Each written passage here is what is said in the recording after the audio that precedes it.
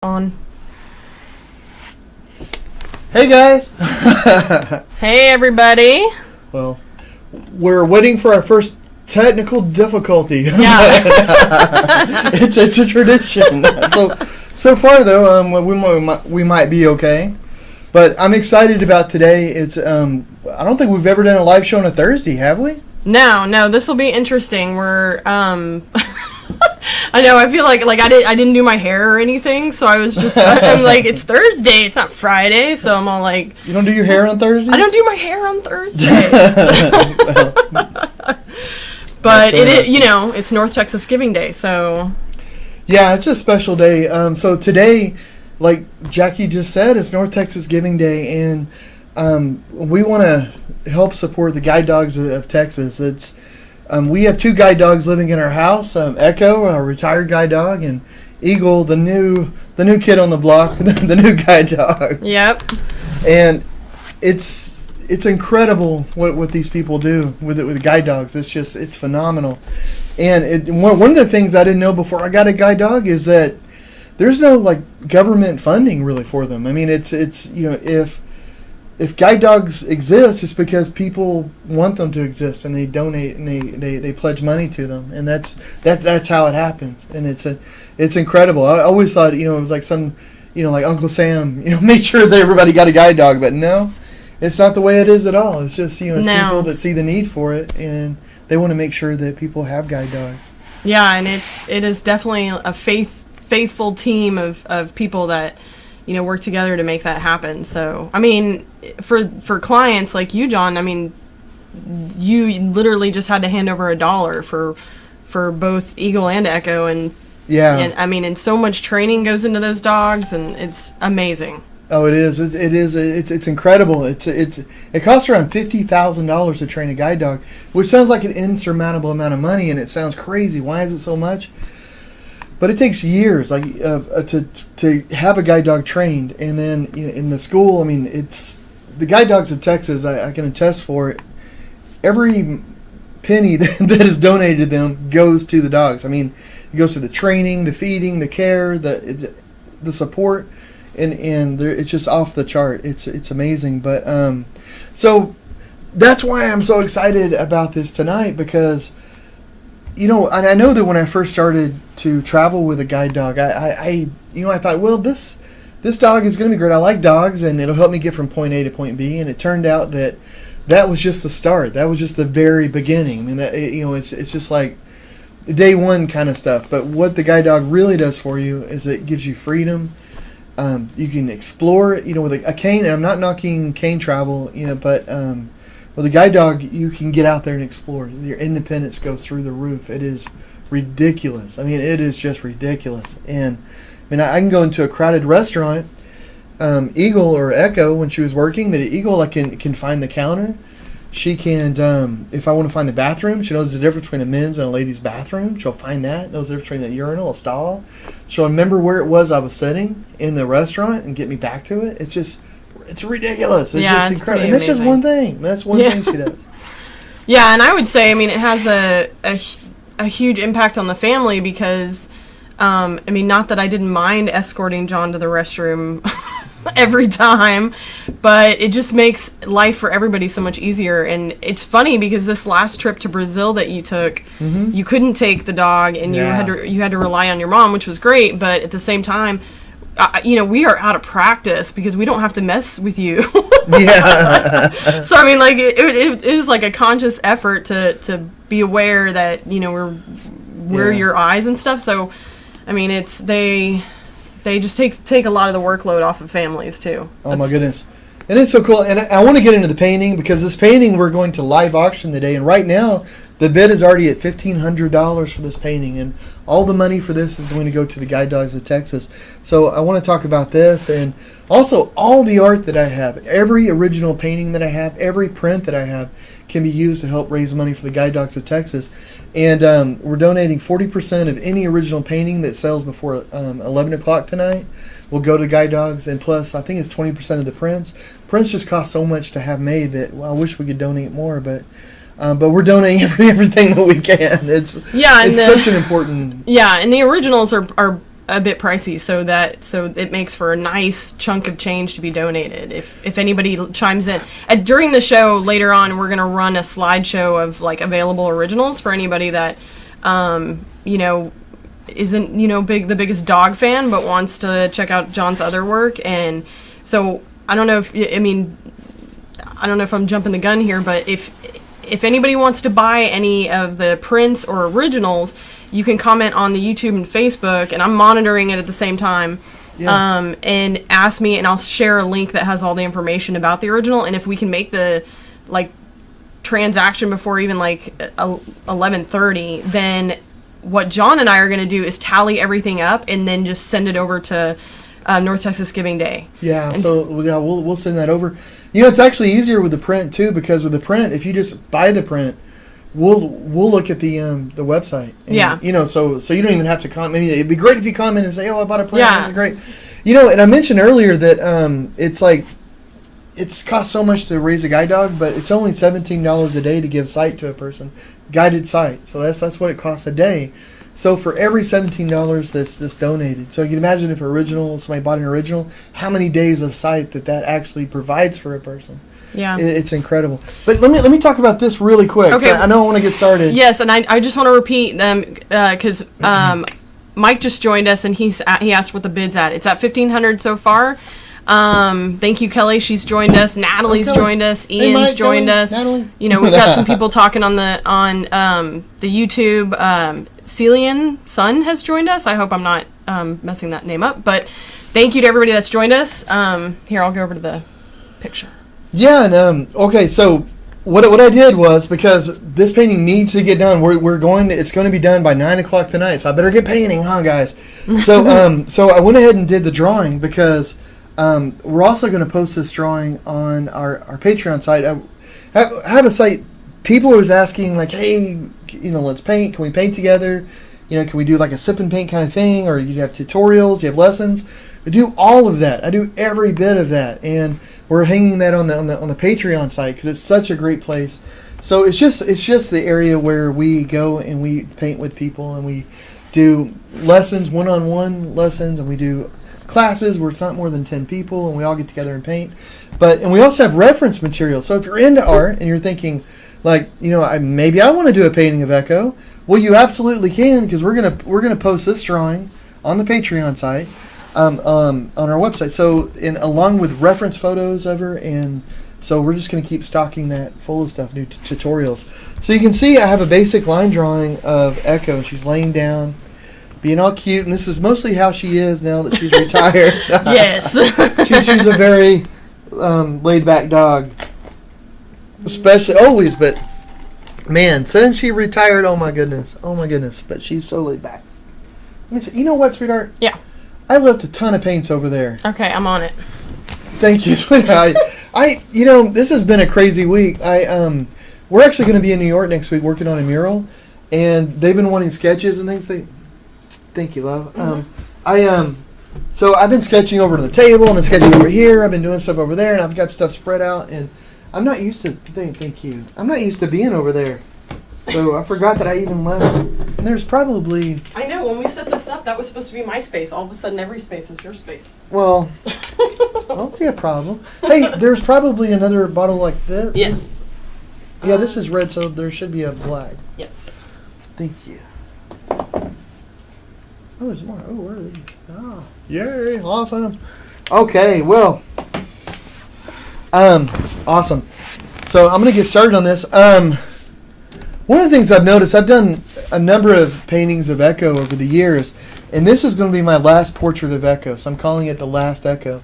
I'd like to do a painting of her and Eagle together, like best buds together, but I'm considering this my last portrait of Echo. I'm not planning anymore, and I've done a painting of Echo maybe like 5 times or so. Yeah. Every year and a half, I do a painting of her, because color to me is emotion, and it's feeling, and it's ideas. And the more that we travel, Echo and I, we went on over 600 flights together, went all over the place. So you can imagine the bond that you get and the emotions that you have with that. So every year there was more color, more feeling, different kinds of feelings.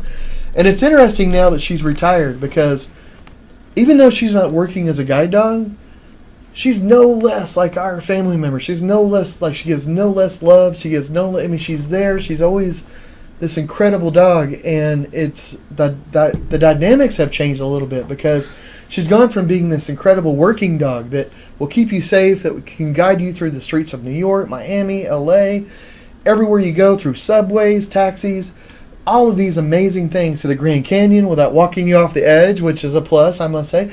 Doing that to being this incredible dog that you have at the house that is always just loyal and friendly and so smart and amazing and so laid back, because poor pup is getting old. But it's just this wonderful body of experience that she has now. And it's interesting having Eagle, our new guide dog, in, because they're so different from each other in a way. I mean, they're very similar, and then they're both genius dogs, and but the energy level between Eagle and Echo is, which I'm sure anybody's seen that's had an older dog and get a younger dog. But it's funny because they've both been trained to do the same job, and then it's, I don't know, with Echo being like the old veteran that's there, and and Eagle's the new, I don't want to say upstart, because that's not the way. Like, first 5 minutes they met each other, they were chewing on the same bone, and they've only gotten closer since then. They're like best buds, but it's definitely a different approach to life. That's for sure. Eagle's bouncy. She's off duty. She is bouncy and licky. Off duty. When she's on duty. Oh yeah. When she's on duty, she's like the statue of a guide dog. I mean, she is perfect. You would never. And it's funny because with Echo, do you remember this? Like when we first got Echo, and friends would see her out and about working, mm-hmm. and then they'd come over to the house, and more than once they would say, "Well, where's Echo? Who's this other dog?" Like, I didn't know you had two dogs. They're like, "Well, where's Echo?" And we're like, "No, that's Echo. She acts different when she's home." Eagle is just like that, but maybe like times 4 or 5. Yeah. Home, like Eagle is, banana. She listens, and she's a wonderful dog. She doesn't chew on anything or anything like that.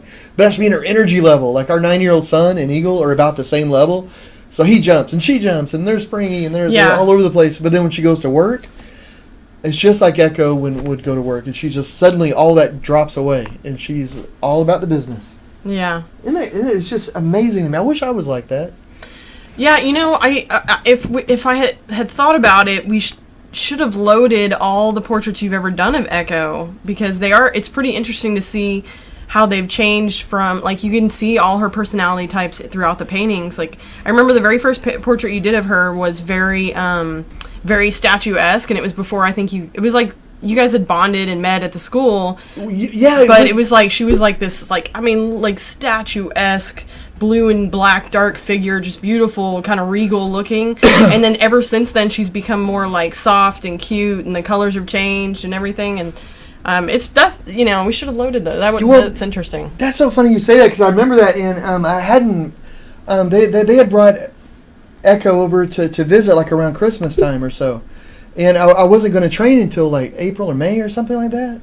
Is that right? And then I want to say, and then so I just met her, and Echo didn't know me from Adam, like she's like, "Oh, hey, hi, how you doing?" She's real sweet, but she was definitely the trainer, the instructor's dog. So, and which I shouldn't say trainer, I should say instructor, because with the guide dogs, they aren't dog trainers, they're instructors, because they not only train the dogs, which is a part of their job, but they also instruct and teach people how to operate with the dogs, and how to use all the O&M, the orientation, mobility, how to safely get around. But anyway, so her instructor, she was bonded with her, and then so I met Echo, and she was just so regal and so proper because she was on duty. And then of course I got to know her, and then, she's a clown. She is. She likes to stand on her head and be silly. Oh, she still does it. You think? Oh, she was doing it earlier today when we were like, Huh. I was petting her, and she was just, she likes to get nuts still. It's just few and far between because she's napping constantly. Yeah, that's true. That's true. So, I'm currently, so this painting we're doing, it's going to be auctioned off tonight. I think the current bid is at $1,500, and we're trying to raise money for the Guide Dogs of Texas, because they are awesome. Right now I'm putting some cerulean blue in here. Hey, can you tell me the time every time, just so I don't lose track? Yeah, 7:17. 17 minutes. I don't know. This may go a little later than 9. Let's hope not. But I'm not gonna leave this painting till it's done. But I'm shooting for 9 o'clock.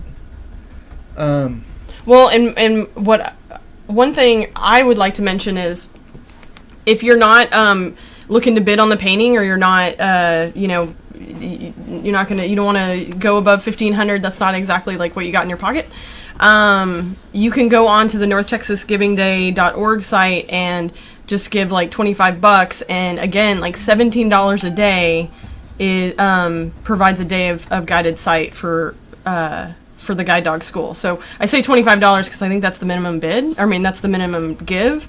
But what's cool about North Texas Giving Day is that it kind of creates this frenzy of competition among all the nonprofits, and it's really fun to like watch the ticker, go up and see how much money that organization's going to get. And I believe that a percentage is matched by the community's foundation that runs North Texas Giving Day. So, I mean, not the full amount, but a percentage. So I mean, your gift goes even further than you think it does. So I'm going to put those links in the chats, and so that, if you're not about the painting, but you want to give something, you can click on those links. So yeah, and thanks. Yeah, and we're going to play a game later and give away some art.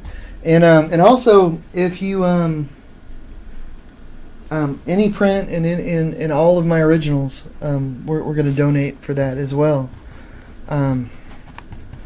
And the cutoff for that is like 11 o'clock because, and the reason is because any prints or any originals that are selling, we've already had some that have sold today of the prints, and we just need time to be able to tabulate it, and for us to be able to pay with our PayPal account to the North Texas Giving Day, so that we can get the donation of everything in before midnight tonight. So that's what's going on there.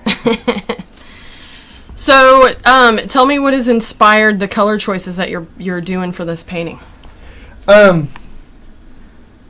Echo is really calmed down. She's a very calm dog, and but I think she's calmed down even more now, and she just seems like, I mean, she still plays every day. She does all this. I mean, she's she's not like this ancient antique dog or anything. I don't mean to say anything like that, but I mean, she has this more old soul sort of feel about her. Where, she's seen it all, she's done it all, she's traveled thousands and thousands. I tried to count it up once, and I think she's gone to the moon and back and beyond. I mean, all the airline miles and stuff that she's done, and so she just has this great body of knowledge, of experience. So I'm doing her in a lot of blues and purples, because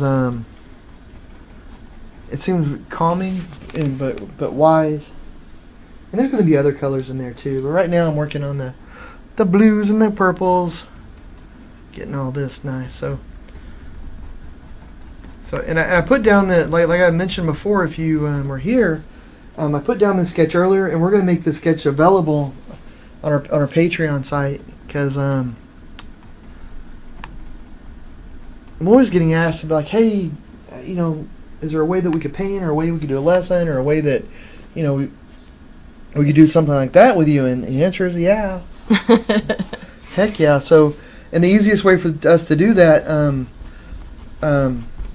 so we do sip and paints, we do the tutorials, we do all of that, and we house it on a site called Patreon, which you can link to from the website, or you can email us and tell us, and but it just makes it where if somebody wants to do that, or if they just say, hey, I like what you do, I just want to donate $1, this or that, which is a great thing.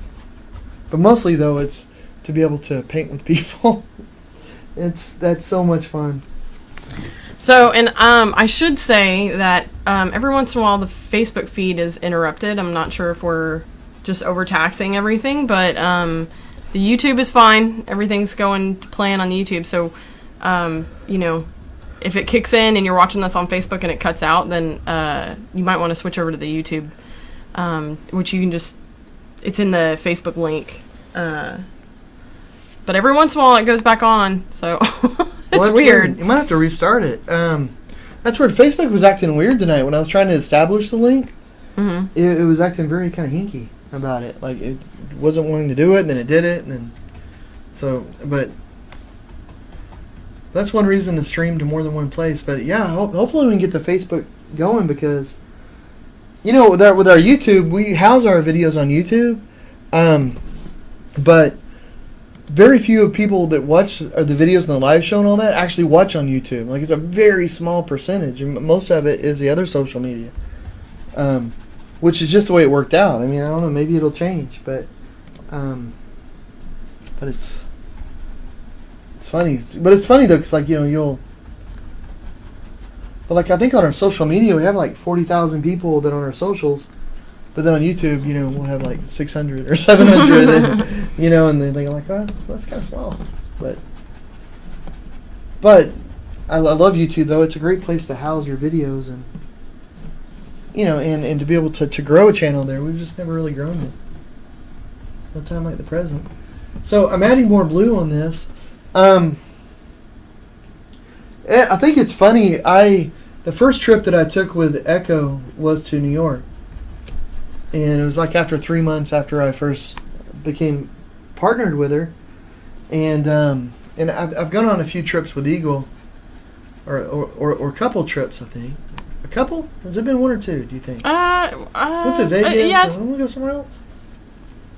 I honestly can't remember. But they all start to blend together.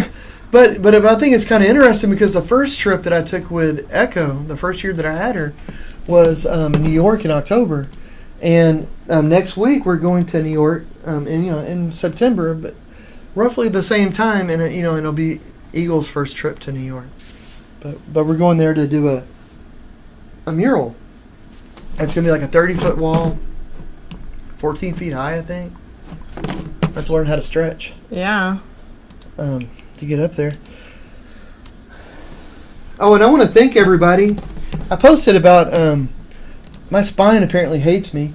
I posted on YouTube, I think, not YouTube, Facebook the other day that I was having trouble. I ended up getting arthritis when I was a teenager from Lyme's disease, which has never been that big a deal. I mean, I kind of creak and all that sometimes ever since I was a teenager, but I was used to it, but apparently it settled in my spine and it's making it where my vertebrae are compressing in the bottom a little. Yeah. So it's like compressing on the nerves, which does not tickle, and but it's but we're getting it treated and all, so it's good. But I appreciate everybody that said, "Hey, John, feel better" and all that, and thank you. It's been an ongoing thing. It's been like for a year, or so. But I mean, instead of getting better, it's been getting worse.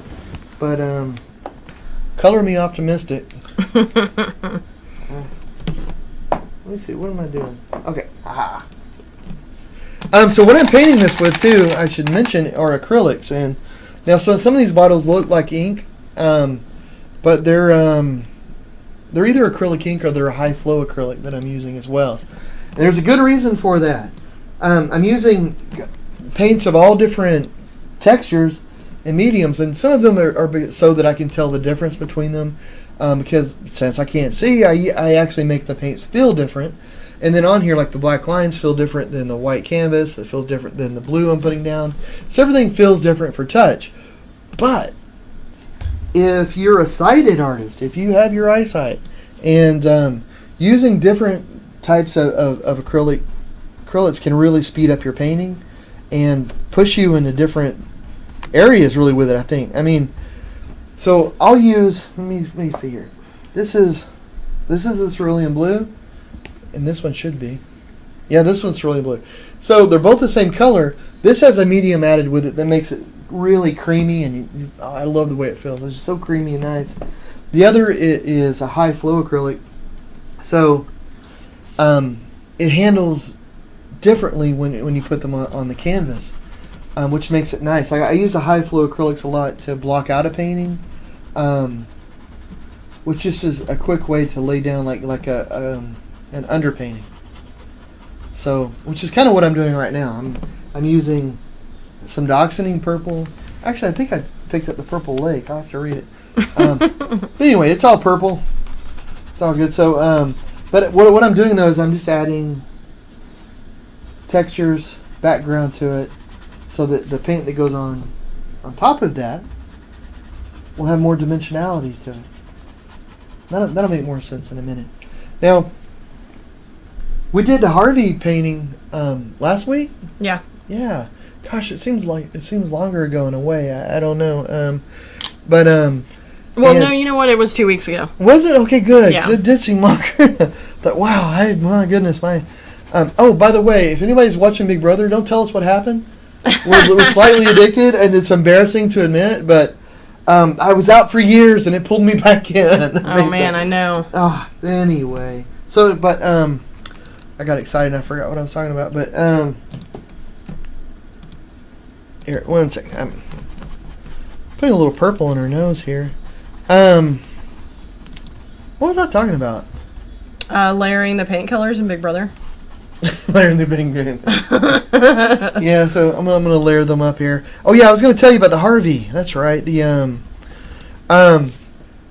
I'm actually gonna have a tutorial on that. So if you like the painting and you're thinking like, well, maybe I'd want to do a painting like that or that's similar to that, that's actually one of the paintings that I'm gonna have a tutorial for, like a step-by-step how to do it. You know, what brushes to use, what paints to use, and all that, because it was such a fun painting to do, and the response from everybody was just so great. It was just, honestly, it touched me, really. I mean, you know, Yeah. it's hard. It's hard to put into words, but it was so beautiful. The one thing, I mean, I don't know a better way to say it, but how everybody was just pulling together for that. I just thought that was so wonderful. It made me feel so good. Even though my back, all that was hurting, I was figuratively walking on air for a few days. And and the last thing I was thinking about was my back or anything like that, because it was just such a incredible experience. I started painting to connect with people, and I never really thought it would work. I mean, it was just sort of my way of saying, "Hey, I'm still me in here,"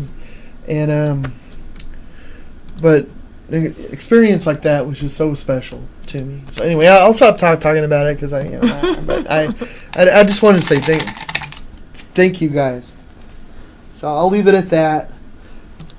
But it's going to be interesting, though. I know I was talking about Eagle in New York next week because my guide dog. Now, this is all about guide dogs, and let me tell you the difference. I've flown all over the place with a cane. I've flown with sighted guide. I've flown with a guide dog. I prefer guide dog. Now, that's just me. Some visually impaired people will prefer to go sighted guide, to go with another person. Some prefer the cane. And the truth is, they're all right. There's no one right way to do it. For me, traveling with a guide dog makes the best sense because I go different places. If I go into a hotel, my guide dog, like Eagle, is going to remember what room I'm in. And you've met me. You know how easy it would be for me to forget that. Where am I? What's going on? Where do we go? And so I just asked the guide dog, like, hey Echo, hey Eagle, where am I? What's going on? Where's my room? and they'll take you, or if I'm in a hotel somewhere, I'm in a conference, I'm giving a talk, and I think, oh man, maybe I should run. I don't know when I'm going to get back out again. Maybe I should run to the bathroom now, and instead of having to find somebody that can then find the bathroom, if they can even know where it is, I can just ask the guide dog and just step away for like 5 minutes, just like you would if you were sighted. It's just this incredible amount of independence that you have. So going to New York, a place like that, this time I'm very fortunate because I'll be traveling with Jackie. But I'm not going to depend on Jackie for everything. I mean, Yay. Jackie being there just makes the trip more fun for me, but it doesn't make it possible. It's completely possible. It's completely, with the guide dog, I can go anywhere I want. Most of the time I travel, it is just me and the guide dog. But it's nice, though, because now, like, when I get to travel with my wife, it's not because I have to, and it's not because she has to. It's because we want to, and it makes it a fun sort of thing. And it, and I gotta admit too, sometimes, with the guide dog, it is fun to drop that handle and then just hold hands and be able to walk, and go sighted guide that way. And so that's nice, but it, I don't stress like I know in October we're going to be in Chicago. We're going to be in Virginia. We're going to be in Arizona. Yeah. We have like 10 dates at the Dallas Museum of Art and stuff. And I'm not sure how many of those trips you're going. You're going to Chicago, aren't you, sweetheart? Yeah. Well, that's cool. That'll be fun. Are you going to Arizona? No. Okay. Well, that's a good example then. Like going to Arizona. I don't have to worry about it. Like I have no concern about being able to get to where I need to go, where I want to go have some fun, go grab a cup of coffee if I want.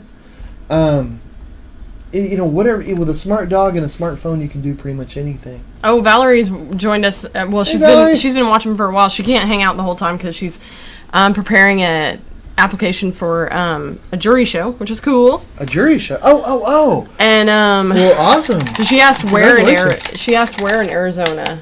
I don't know. I think I'm pretty sure. I'm almost positive it's Phoenix. I was pretty pleased with myself that I remembered the right state. I mean, nothing against Arizona. It's all against me because I'm the one that. But I love Arizona though. Yeah, I'm looking forward to I haven't been there in a while. It's been a little while. Yeah. Probably a year or two. Yeah, I bet. Yeah. Maybe, well, hey, while you're laying down some paint, do you want me to show the guide dog video? Oh yeah, that'd be cool. Here I'm gonna. Okay, so because the show's all about guide dogs, and it's North Texas Giving Day, we have some material that we thought we'd share with you guys so that you could really kind of see what it's all about. So I'm gonna key up that video. And bear with me because YouTube sometimes fast forwards and who knows what's going on. YouTube does have its own mind about things sometimes.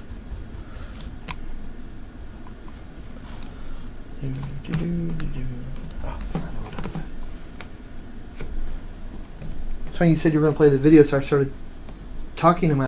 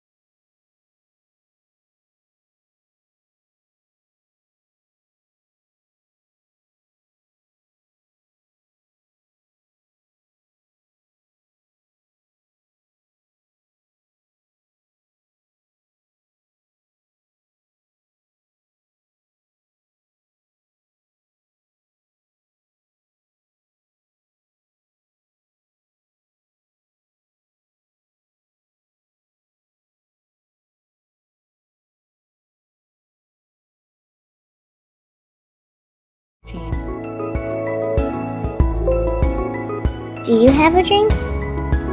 Share your time or donations to help make my dreams come true.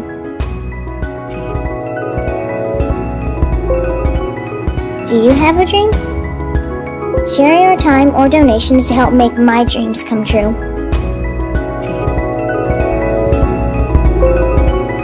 Do you have a dream? Share your time or donations to help make my dreams come true.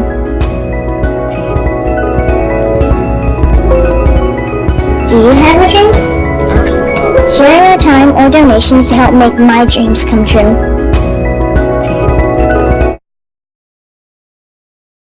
Volume down is over on the. I know. Okay, so that was the video. It was a little crazy. What, the video or the sound? The sound. Oh, okay. Yeah. Luckily it has words at the bottom, but yeah, so basically sometimes we don't necessarily know if the audio is going because we can't have it here, otherwise it goes into a constant loop that's like feedback and we'll never stop it. It's crazy, but that's why I check in every once in a while with the chats and see if I don't know, it's crazy. But long story short, those dogs provide so much freedom and independence to people, and they're, I mean, in the grand scheme of things, like one dog kind of costs about $50,000 to train and get prepared for an individual. But, you know, by just doing, you know, a little bit, like $17 a day, and, you know, if a lot of people did that, then it's much easier to reach your goal. And so that's why we're encouraging everybody to, you know, go over to NorthTexasGivingDay.org for Guide Dogs of Texas. And, you know, if you just want to donate $25, that would be awesome too. So, and I mean, how can you deny this little, like those? Come on, people. Hey, is the Facebook working? I don't know. Well, I'm thinking we might need to restart if it's not. Okay. I'm restarting every time I see it quick out. Turn everything off and reboot the computer. Oh, that's crazy. I know, but it's just that I want to raise as much, you know, I want to get the word out to as many people as we can. Yeah.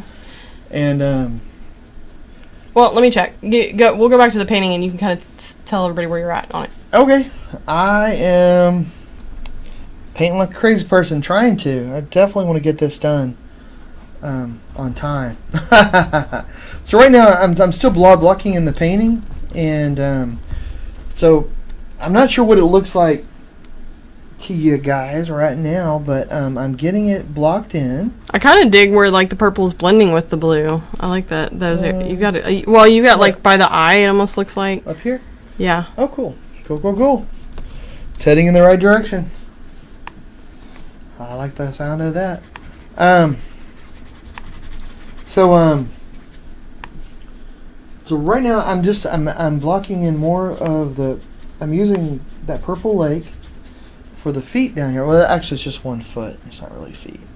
So I got that coming out, and it's gonna be a little dark. Cool. All right. Facebook's up for now. Well, cool. Well, if it goes down again, we might have to. Well, it does kind of a mass like notification of people that we're back live every time I restart it. But oh, does it? Oh, that's good. I just want to make sure, because if this was like our normal live show, I wouldn't worry about it as much, you know, because it's, you know, it's for fun. I mean, honestly, we get on here because it's fun, not because, you know. You like to hear yourself talk. Well, I do, but you know, but I talk to myself all the time anyway. but I just want, you know, I just want to. It's such an important night. It really is. I mean, it's. You know, it's hard to even explain to people unless they've had a guide dog, because I know before I got my guide dog, I went and I talked to almost every guide dog school in the country, and I'm not kidding. I mean, I did a lot of research, and I went and talked to people that had guide dogs that liked having a guide dog, and I've talked to people that had a guide dog and they decided to go back and use the cane because the way that their circumstances were, you know, like they didn't really travel that much, or they just, you know, they weren't. Like one fellow, he had never had a dog before. He wouldn't even know, and then he didn't really travel that much. He ended up getting a guide dog, and then he thought, like, you know, I don't even know if I like dogs. I thought, well, you know, it seems like, I don't know. It sounded so, but I wanted to make sure that it would work for me. And I talked to when I decided that that's the way to go, I talked to every school, and the guide dogs of Texas are extremely different, I think. This is just my own personal opinion. And I do have friends that have guide dogs from other places, and those guide dogs are fine. They're great. They're wonderful. But the guide dogs of Texas, though, the way they train the dogs is incredible. I mean, at some schools you can go in, you might be in a class of 20 other people, and you're all going down the street in a line, you know, and you're learning how to cross the street with the dog for the first time, and then everybody gets like 1 or 2 goes, and that's it. The guide dogs of Texas, you don't have the luxury of being overlooked. So you're going to be there with 1 instructor or maybe 2 instructors, and it's all about you crossing that road, you know, and you do it over and over and over and over until you get it right, and then you do it until it becomes muscle memory, and your partnership with that dog is just cemented, you know, and it's just this incredible way of doing it. And the aftercare, and if you can call it aftercare, I mean that sounds like you're sick or something, and blindness isn't a sickness, so. But if I ever have any trouble, if I ever have any problem, you call them, you can text them anytime of day, night, and they are there. They're there for you. And they come out at least once a year to visit. That doesn't happen with any other guide dog school that I've heard of. And I'm not saying like I'm the expert of every guide dog school everywhere, but it is extremely unusual, to say the least. One thing too, and I want to be careful because I don't want to seem like I'm knocking any other guide dog school, and I'm really not. But I've been fortunate to be able to travel quite a bit and go to disability conventions. For a number of years, Texas sent me as an artist in residence to the Southwest Disability Conference, and which was brilliant. I want to go back. We keep working with museums at the same time, so I haven't been in a while.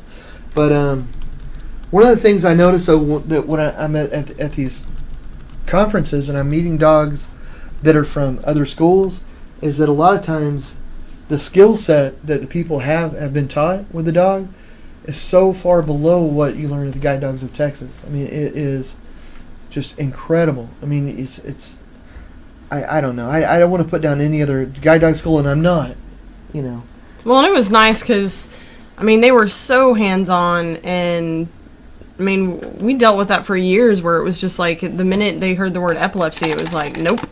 Yeah, and, and I feel bad, though, because I've talked to people that have had a guide dog, and it didn't work out with them, and I know that if they'd gone through the Guide Dogs of Texas, they would have, because the problems they had don't really exist at this school. I mean, it's because there wasn't the care. There wasn't the instructors. The instructors weren't able to be as hands-on because of the way that school was organized, where it's just different with the Guide Dogs of Texas. It's just completely different.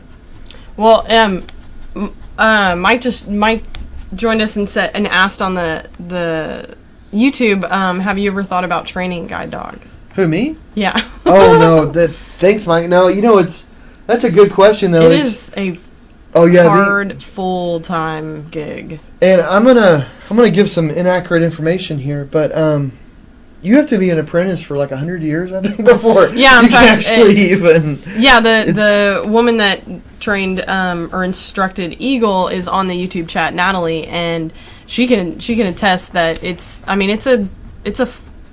full-time gig, doing multiple dogs at a time. You travel quite a bit, and it just takes a whole lot of training before you can even be official. Yeah, but one of the neat things about it, and I think it's one of the things that's overlooked quite a bit, is that people don't. Natalie said 105 years. Yeah, is that what it is? Yeah. It's one of those things where I think it's often overlooked because sometimes people will confuse the guide dog instructors with a dog trainer, and they do train dogs, but that's just one part of what they do, but it's it's a big part, the dog has to do the right thing, but it's to become a guide dog instructor, it is just an incredible amount of work. I don't have it in me. Plus, to be honest, and it takes a very special kind of person, because you have to be able to deal with both the dogs, but also people, and there's a lot of people that would be really happy spending their days with dogs, but not really wanting to mess with people that much, and vice versa, I'm sure, but the guide dog instructor has to be able to do both. You have to be able to do this sort of therapy with the person to be able to do the instruction, the training, but then also to be able to train the dog. And then there's a whole other thing where it comes in where when you're matching the person with the dog, it has to be the right personality, the right work levels. A ton of different characteristics that go in. And yeah, Natalie said it's a 4-year apprenticeship, and then it ends with an international certification. So, it's pretty intense, And and they're like no there's no wiggle room. Like when Natalie was in town, it's like I mean, you were constantly out training, and it's funny too because you think about it like, well, and this was kind of my thoughts on it was when we knew Eagle was coming, we were like, okay, well, the training shouldn't be too crazy. It's, you know, we've had one before, and so we know how this is gonna play out. And so I honestly thought that there'd be a little bit like, it'll be like, you know, a few hours, you know, and then we can just all hang out for the rest of it. No, it's not like that at all. You know, it was like 4-hour block, lunch, 4-hour block. It's like, wow, this is like full-time gig for 2 weeks, man. I have to admit, though, I did expect that. Well, I did expect that it would be. But it's surprising, but it's interesting because, you know, whenever you train with a guide dog, usually, you know, it's a month or so, you know, depending, and then it could be through 3 weeks, 4 weeks, 2 weeks. It depends on the circumstance a lot of times. So, but whenever you train with your second dog, it's usually a little bit less. But and the reason you have to train again too is because, you know, you need to go back over all the stuff that you learn, make sure that, because once you travel with the dog for a while, you guys start developing shortcuts. You know, I mean, like, when I would stand up with Echo, she would know if I was standing up because I was adjusting my shirt, or if I was standing up because I actually wanted to leave and go somewhere.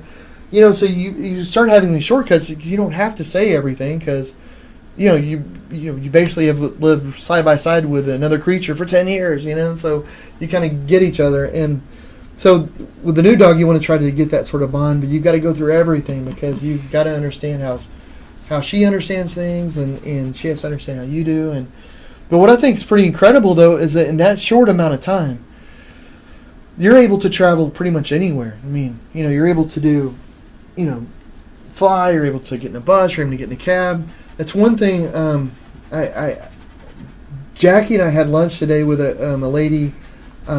She's joined us, by the way. Oh, did you? Celia, yeah. Oh, well, I wasn't going to say the name. So never mind. She said she joined. She was like, I made it. Oh, hey, how are you doing? We enjoyed pizza today.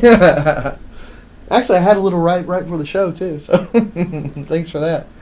But what I was going to say is a lot of times whenever a person is thinking about vision loss, they're not one of the big fears is that you're wondering about loss. You know, the big worry is, of course, on loss, and you're only thinking about what you're going to lose. And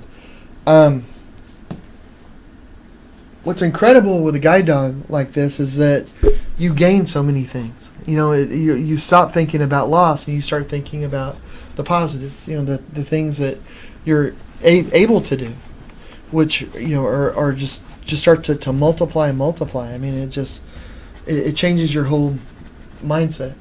You know, I know, like, whenever I was in Brazil a couple of weeks ago, I was traveling sighted guide with my mom, which was brilliant, and bless her heart, and thank goodness that she cares enough and wanted to do that with me, and it was a wonderful experience. I know, it sounds like there's a but there, and there is a but it's hard to explore, you know, to go around and just walk around the hotel or go outside in a place, you know, that you're unfamiliar with. You don't speak the language. You don't know what's going on really around you. Like the traffic and all the motorcycles and everything are nutty. So you don't know the traffic there. You know, like you haven't been trained to be able to cross a road in Brazil. Believe me, gosh, it's sort of nutty. So, but being able to travel around with a guide dog, like if I'm at a hotel somewhere and I want to go out on the street, I just walk down the street a little ways. No problem. You know, I can do that. I can go and explore. I'm not going to get lost. Well, I might get lost, but the dog's not going to get lost. It just makes this huge difference. So, I should say there was a couple of comments, but it's funny. It's funny because our Facebook feed keeps cutting out. So, like, Mike joined and was like, "Hey, your Facebook is cut out," and I'm like, I keep like reconnecting it, and every time you start a new Facebook Live video, and if you're friends with the person, it'll notify them or something. So I know. So I just think it's funny because we've restarted this like 5 times, and I'm willing to bet that people are like, okay, I get it. But I did want to say, because people were chatting, that Natalie said when we were talking about like how intense the training is. She said, "Love y'all, but when you live in a hotel for a few weeks, you use your time wisely." So it's intense. That makes sense. And Ian Jackson said, sounds like for the apprenticeship and training, it sounds like a long time, almost as long as to train a Dark Lord Sith. You know, that sounds right. Yeah. You know, there is a cool thing with the training though. Like Natalie mentioned that it's international, which I think is pretty cool because you know if you want to, you have that license and you can train here in America, but then it's an international license. So, you know, it makes it where, and I know there's some instructors that do that will like train here. They may train in England. They may train in another country, but you know which I think is pretty cool. How they and Valerie said, earlier she said to let her know when you're in Arizona because they're close and that she would love to meet up, which would be awesome. Oh, that would be cool. Did we figure out which part of Arizona? Well, I'm almost positive it's Phoenix. I mean, Is it? Well, it's like a small area of Phoenix. I mean, Phoenix I think is pretty big, so it's just like a little like a county. I don't know, but we'll figure it out. Okay. I'll email you, Valerie. But she asked if Mike asked if you teach the dogs any other tricks, and then she asked if they are trained to defend the person as well. Oh, those are two good questions, and no, you can't. You're not allowed to teach any tricks. Okay, and I have a question because if Natalie's still watching, I have a question. I know you're not supposed to teach them any tricks, like. Just tell her no, Natalie. I don't know what she's gonna say. I want to teach. Okay, Eagle has this thing. Eagle has dimples. All right. Oh gosh. So it's like say. a natural thing that she'll just kind of look at you, and she almost has like a smirk smile thing. Natalie knows probably exactly what I'm talking about. But I want to teach Eagle to smile on command. Just smile. That's it. Not like go fetch a ball or return or anything like that. Just smile. Is it possible, Natalie? Am I allowed to do this? That's my question. I don't see why not. I'll do it, and then we can take her to functions, and then ask for donations for guide dogs. Yeah, that would be. But what was it? Oh yeah, the tricks. Oh yeah, and then and defending. Yeah. So you aren't allowed to teach for tricks, and the reason is because you want all their attention and their reward to go through doing the job, like guiding, and all. So because you don't spank a guide dog or anything, but so the way that they don't really know that they're doing a good job and they want to do a good job is that you praise them. So you want that attention. I mean, from what I understand, like I say, I use a guide dog. I don't train them, but this is my understanding of it. You want as much attention as possible, positive reinforcement to come from their job. Maybe learning to smile is okay. I don't know. We'll have to ask the expert. But when it comes to protection, though, they're not protective of you in that way at all. Like if somebody came up and was going to steal your wallet, the dog would just think, "Oh, that's an interesting way to say hello." It's not a. Yeah. They're not. If a mean dog came, and you have to be careful because if a mean dog or an aggressive dog came up, your guide dog, your dog isn't going to be able to protect itself. Really, it doesn't. Like a guide dog isn't. Territorial that way and protective that way. So you have to watch out for them as much as they're watching out for you. And a big reason is because you're going to be in lots of different environments. So for decades, they've been training and breeding guide dogs that are very laid back and they're very, I don't know the right word for it, but I mean, they're not going to get upset with people in that way at all. And if they do, then they get washed out of the program because you've got to be able to go into schools. Kind of like New York, for example. I mean, if you had a dog that would get scared and be protective and aggressive, if you go into a subway, all these noises, all the sounds going everywhere, get out in the street and it's crowded, cars are backfiring, children are playing with toys, you got people that are roughhousing, playing, all this stuff's going on. The dog could start getting protective because a lot of times when a dog is protective it's because they're scared and whatever, and you don't want a dog that does that. You need a dog that is going to keep their mind on the work and just keep working, and that's the way that they'll protect you. Yeah. By keeping focus. But and at first, I thought, because when I first was going to get a guide dog, I thought the same. I was thinking, well, hey, I wonder if there's going to be like a guard dog.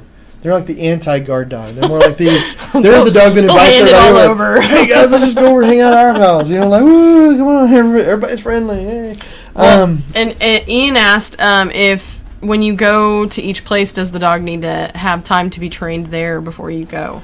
No, that's a good question, Ian. No, not.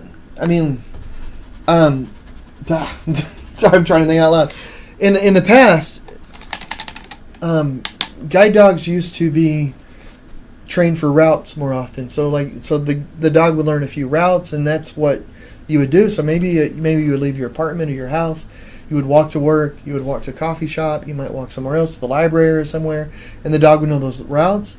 Modern guide dogs like Eagle and Echo do a lot of finds as well. So their finds work everywhere. Like Eagle can find an elevator, the button for an elevator. Eagle can find the different, like a men's bathroom or ladies' bathroom. You can ask for either one, and she'll find it for you. She knows the difference. You can a water fountain, your chair, like in a restaurant somewhere or at a airport. Let's say if you're at an airport and you sit in a seat, your dog will remember which seat you're at. Even if you wander gates and gates away and go to the bathroom, go to a gift shop, whatever, you ask her, hey, can you find my seat? She'll find it all the way and put you right back in the exact seat, even if there's somebody sitting in it at that point. To her, it's still your seat. So I made some quick friends. But it's stuff that's transferable. Like if we go to a hotel, she knows how to find a counter, but she'll find the counter anywhere, no matter where you are. Like at a hotel or a coffee shop, anything that looks like a counter, she'll find it. Once we are shown to our room, she'll remember which room is our room. Yeah, that was really nice in Vegas. Yeah, Vegas, especially, You know, whenever we go to Vegas, and the hotels are so huge, they're like a block long, that there's banks of elevators, and they face different ways and all that, and sometimes, She's the designated GPS. Yes, because like you get off, and even like Jackie or a sighted person will be with me. You're like, I don't know which way to go. I have no idea. Like in this maze is a hotel, but Eagle, is like, nope, it's this way. I mean, not even a bit of hesitation. So Natalie chimed in and put the squash on my smile trick. She said that it could distract from her training, so I should concentrate on Echo, which Echo's already awesome and cute, but her face is more like I'm on nap now. That's her thing. She did say, like what you were saying, that people do teach them new finds. So like I know when you first got Echo, I don't think the guide dog school was teaching follow as much, and so they did. Her follow wasn't very good though. Oh, okay. Yeah. And so you just reinforced it, but yeah, I remember you coming home and it was almost kind of like fun because it was like, check out what you can do now. I loved. It was pretty cool. Yeah, I love teaching finds. I have to admit, and one thing too, because I noticed that the guide dogs, for them, I mean, you can't teach them tricks, but it's kind of like a trick that you can teach them that's acceptable, and it makes them so happy because whenever the dog finds something that you ask them to, they're happy. They get really excited about it. So, and the dogs are really smart. Like Echo and Eagle, they're smart and they get bored easy. So coming up with a different thing to find or a different way to travel somewhere sometimes would be that little bit of encouragement that just like perk their step up a little bit. Made work more fun because you want to keep it fun. I mean, they're only getting paid kibble, so the least you can do is and not very much of it. It's restricted about them, So. Well, and Ian says he does bits of architectural design. He wants to know how helpful is tactile paving to you and your guide dog. It's not as much now with the guide dog. It is a little bit like but with the guide dog, that's one thing you lose. That's a really good question, Ian. With a cane, oh man, I use that. That was the tactile sidewalk. Was like, I got a gift from heaven today. This is awesome. But with a guide dog, you lose some of the tactile, but you speed up how fast you can go, and you're able to navigate the crowds easier and things. But you do lose some of the tactile. You don't lose it all because your guide dog is constantly feeding you information through your handle that you're holding in your left hand. So you're constantly getting this information back, but you're not like feeling the cracks in the concrete or the tactile this or that. Although, I mean, once you come to a stop, like at a stoplight or something, and you've got to reach out with your foot, and if there's like a tactile sort of ledge or a ridge or bumps or something there, then then that's pretty useful. But usually I just listen to whatever the dog says. I was going to tell. Well, let me say, Deliberately Creative has joined us. It says it's fun to see us here. Hey. Thursday. We don't ever do Thursday. What's up? And I should say it's a live auction for the guide dog. So let's revisit what we're doing here for anybody that's joined in, or if the Facebook cut out and I've restarted it a million times, and now you're just now joining us. It is North Texas Giving Day, and you've probably seen this all over Facebook, or they've got a whole thing down by the square in Denton where people have tents and stuff, and basically it's just a big day to give to your favorite organization, and one of ours is the Guide Dogs of Texas. So if you go on to northtexasgivingday.org, which is actually in the links to the chats, you can donate there, and a percentage is matched by the community foundation and stuff. So, and it's fun because it's like a competitive day among all the nonprofits to see if they can reach their goals and stuff. So what we're doing is John is painting the final Echo portrait.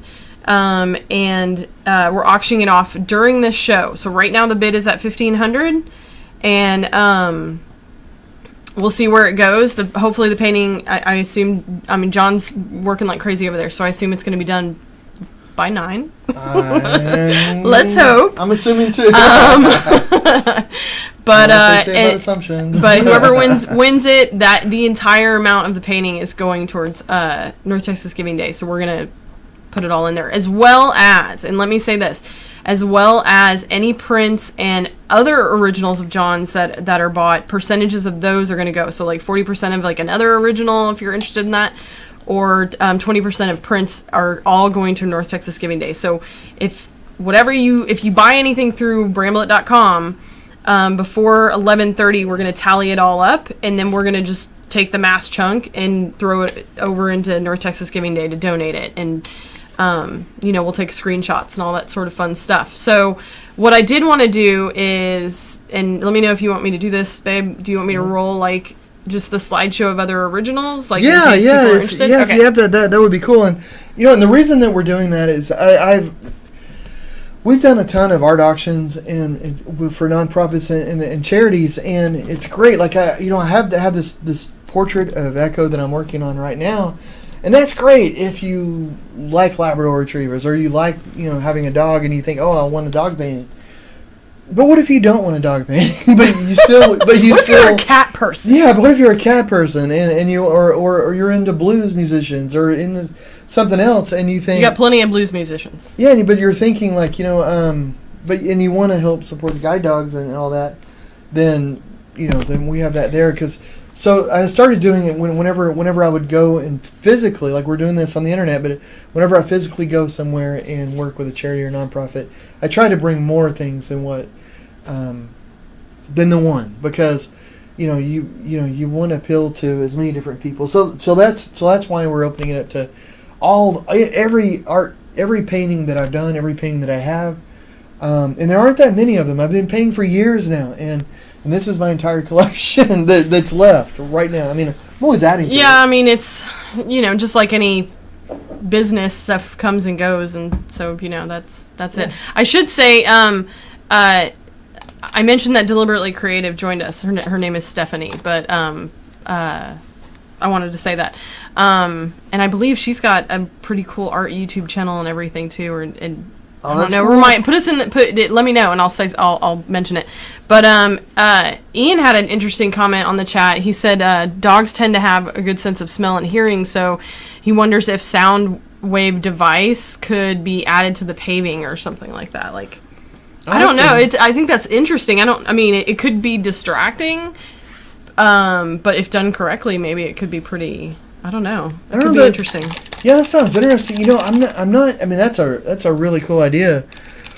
One thing I wonder about though is that, like, unless it's done everywhere, and I mean, it might not be worth training the dog for it. You know, if it's well, only, that's true. You know, if it's only done in, because like right now, like the dogs will are taught how to cross with traffic and all this sort of stuff that's kind of uniform. You know, it's universal. You know, so like you learn how to cross if there's a stop sign or if there's a blinking light or a full-on stoplight, or you know, if there's no light, there's no nothing. You know, how do you get across the road? And you know, and so they're taught for things that are kind of you're gonna find everywhere. Had to do a roundabout once, and that was I ended up just going around that thing. I ended up going around the roundabout and not going on it because, I mean, you can do a roundabout, but gosh, you want to be safe. Anyway, yeah. So I mean, you know, if it's something where, even like, you know, it's funny with the guide dog. I mean, because the guide dogs are so good, like they give you so much information. Even like the audible sort of the signals and stuff. I don't really need, you know, like you're at a you're at a stoplight. You're at a stoplight. You know, like. That's great with a cane, like, and it's great without a cane. It's great for everybody. I mean, somebody, you know, it's many people that walk around looking at their phones. You probably need that for everybody anymore, just so they don't walk out into traffic. But it's funny with the guide dog because the guide dog will tell you that you're at the curb, you know, and you know that it's there. So whether it's telling you or not, and but it is nice though. All that audible. This is one really cool thing, man, and you know, and maybe even not for the dog so much. But like soundscapes, you know, where there's different noises. Like I know a lot of times when I'm walking with Eagle or Echo back in the day, wasn't that many days ago, but back then, I would listen for different things. So if there was like a clock somewhere, or there was like a certain sound that would come from a business, or then you know where you are, you know. And I know like when I'm kayaking, I'll go off and I'll kayak by myself. Sometimes like when we're camping and everybody's asleep, and my brother-in-law, you know, like once, like he woke up and I was gone, and I'd been gone a while, I guess, and apparently because he had been up for a while. And then my wife gets up, and he's like, "Where's John? He's been out." You know, and you're like, "Should we go get him?" And Jackie's like, "Nah, let's give it a bit." So I don't know how long went by. How long went by? I mean, it was probably. You were probably gone for like an hour and a half, or after that, maybe an hour and a half, 2 hours. I don't know, but so I was probably out there a few hours at least, or 4. Oh, you know, yeah, because you get camping. You get up really early. You're crazy. But when the nice thing about it though is that when I'm out on the lake, the reason I can find my way back is because there's different sounds. So like you can hear the birds on one bank, and it sounds different than the other. So you've got yourself oriented. Yes, and we should add that my sister-in-law Sam is a very loud laugher. Oh yeah, that was one. So I mean, if you can't find if you are blindfolded or blind, period. I mean, just listen for her laugh when we're camping, and in the middle of the night when you're trying to pee, you're like, that's where they are. That's right. Yeah, makes it easy, you know. And but it was nice because like when I would kayak back, I would just float there because I would hear the birds on one side, and then I would hear like, you know, something else that was going on the other bank that was constantly there, like the traffic from a road. And when I got those there, then I would just float there until I would hear somebody at the campsites, you know, like laugh or say something. You know, even though they might be 100 yards off, it's so quiet out there. You can hear everything. And you're like, oh, I know that voice. So you just start paddling towards that voice. And, you know, it makes it easy. So, which I know that was a very, very long explanation. But it makes me think if there's sounds and things that are incorporated with architecture and the, you know, sidewalks, it would be a way to orient people. You know? Well, and Ian mentioned maybe a GPS ear device with info, like maybe attached to the dog's handle or something like that. And I don't know, that would be. Oh yeah, you know what? I mean, I use like it's funny.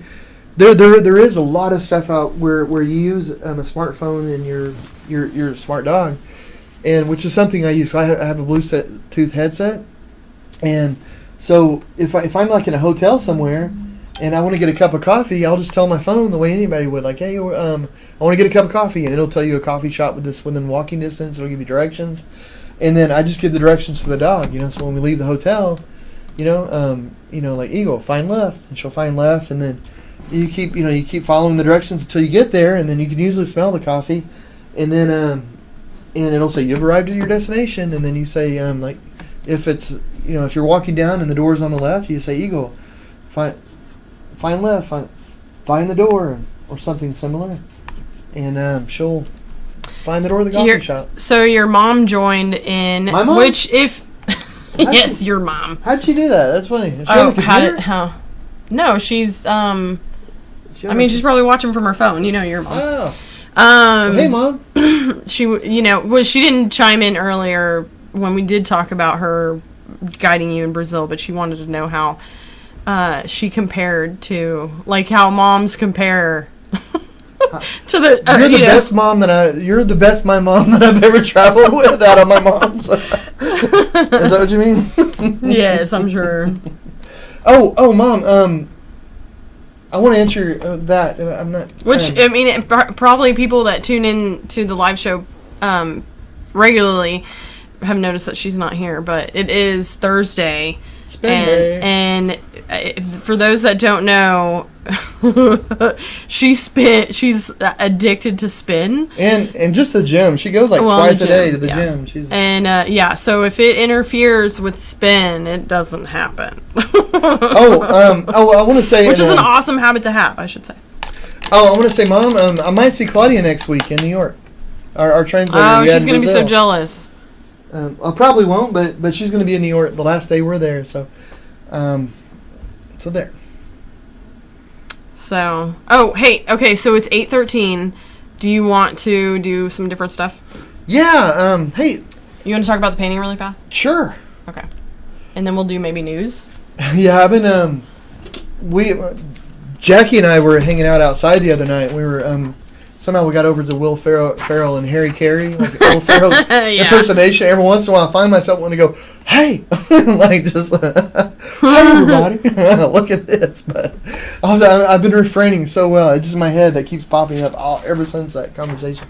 So right now, I have the basic underpainting done, and I'm going in. I'm adding lowlights and highlights to it, and so keep I love the eyes and the difference in colors from the eyes to the fur color. It's gorgeous. Oh, thank you, sweetheart. So, do you want me to do this? Yeah, are we going to do with the news, or? Sure, I'll knock out the news. If you want me to. Yes, please. That would be good. I didn't prepare as much as I should have, but that's how you roll. All right.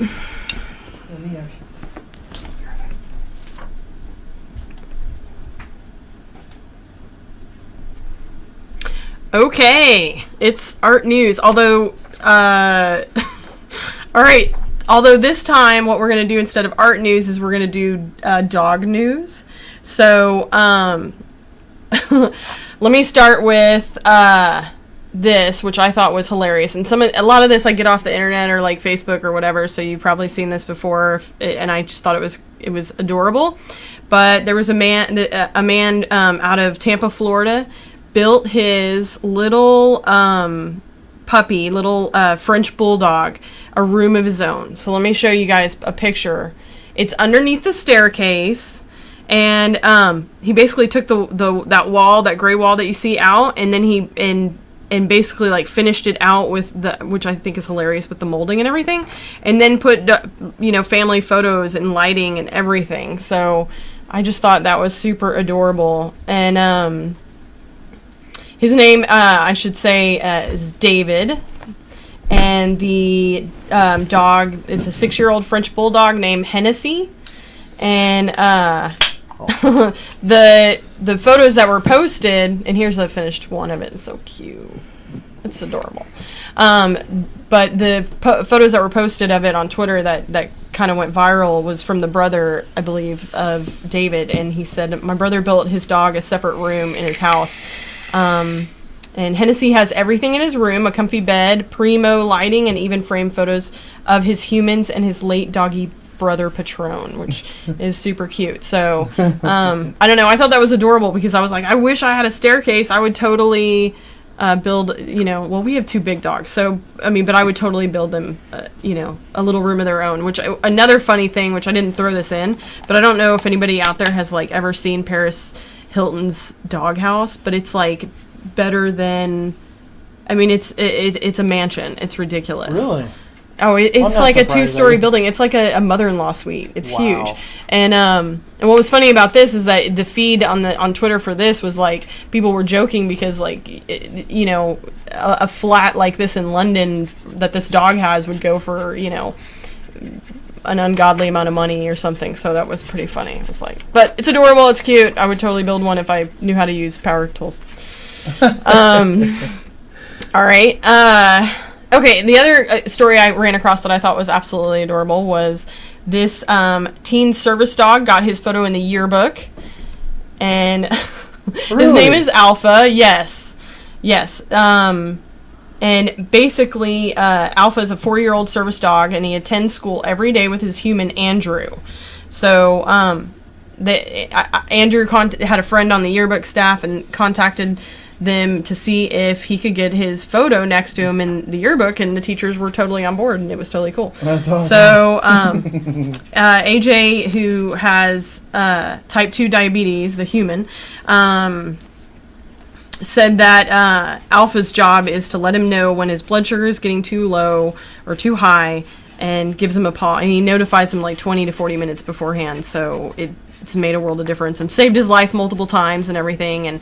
And because he's able to bring this dog every day to school, it's made, he said it's just made it so that his disability isn't, it isn't something that he feels he has to hide behind or anything like that. So it's kind of like he's embracing it, which is super cool. That's awesome. So, that was on the socials. And then the last thing, which I thought was kind of interesting, last little bit of knowledge, isn't really a news story, but when I ran across it, I thought it was pretty funny. Dogs have a fingerprint of their own. Did you know this, John? I think I've heard that on I think I've heard that, but... Yes. So, a dog's paw print may look pretty generic, but their nose print is actually as unique as a human's fingerprint. Wow. So just for everybody out there, that is Echo and Eagle, and I just got a picture a while back, and I thought their noses were adorable, and they are different, which it's funny. Now I kind of want to see if I can get a print of their nose, like a little ink print. When you talked about getting a tattoo of their foot, maybe you can get the tattoo. Yeah, that actually kind of would be even more interesting. But Eagle's nose, I think, is absolutely adorable. It's tattoo artists would think you're crazy. Yeah, probably. But anyway, I thought that was really interesting. That apparently their version of a fingerprint is their nose print. So if anybody out there actually takes a nose print of their dog and wants to share it, please do. I think that's fascinating. So and tell me how you did it so I can do it. But Not really. Anyway, that's art news. Art news. Art news. Well, awesome. Well, thank you for enlightening us, baby. Yeah. Yeah. Well, there was lots of stories out there. There was, and another thing that was really cool. I didn't really include it, but for anybody, that is aware of this, but the last dog that was on the search and rescue team for finding survivors at 9/11. Her name was Brittany. The dog was. Oh. She passed away she was the last surviving dog, and she passed away last year in 2016. But on September 11th this year, they commemorated her with a bronze statue in Cypress, Texas, which is where her and her owner live and lived even then. But you can search last surviving dog of 9/11 rescue, and you'll come across Brittany and her. I think her human's name is Denise. I can't remember the last, but their story was really, really interesting, and it's sad because it makes me think Echo's getting older and all this sort of stuff, and it's just, you hate the fact that they don't have a longer lifespan. It's just, I don't know, it's super sad, but yeah.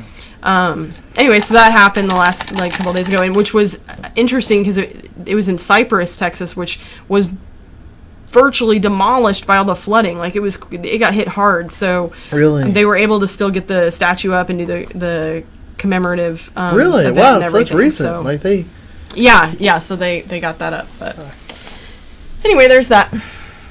Well, let's I like the color. You put color in the background. That's awesome. Oh, thank you. I'm making a mess over here. Thank you. Sure. So I'm going with a complementary color scheme.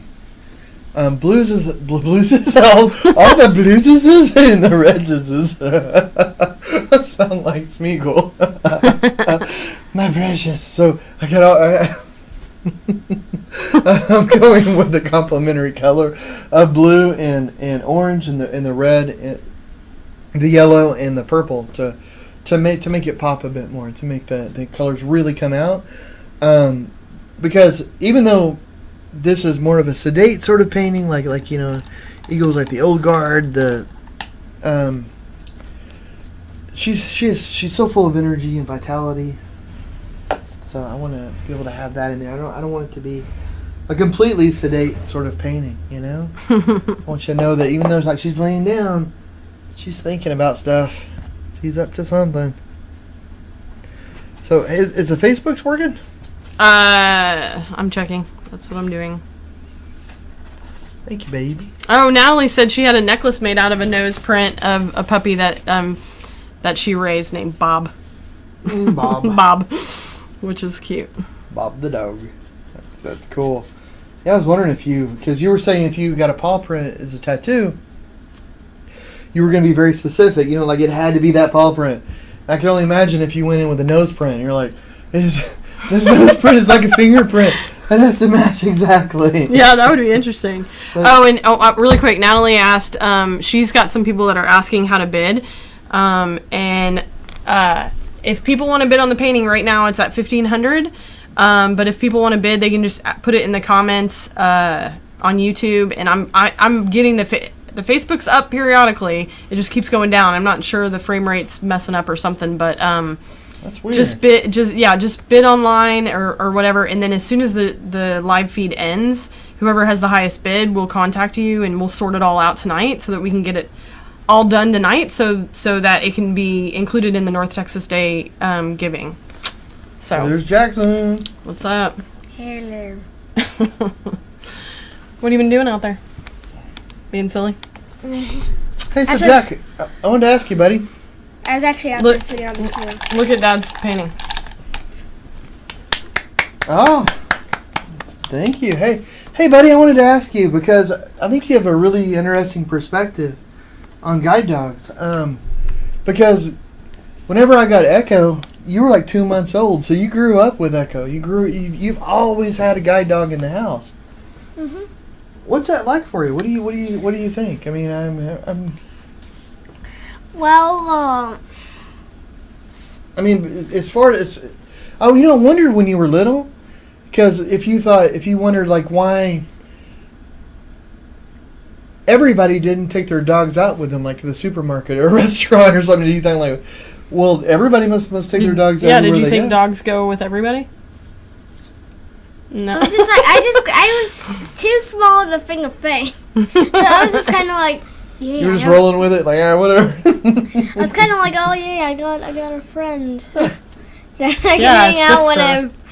I can hang out with and then not be. Your fuzzy sister. Whenever my mom and dad are working, I That's cool. need to be That's a fair answer. Hey, Mommy, I was kind of curious because for people to not see you.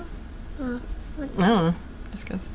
I was kind of curious, Betty, because I mean, it's just it's you actually grew up with a guide dog in the house, like ever since your earliest memory, and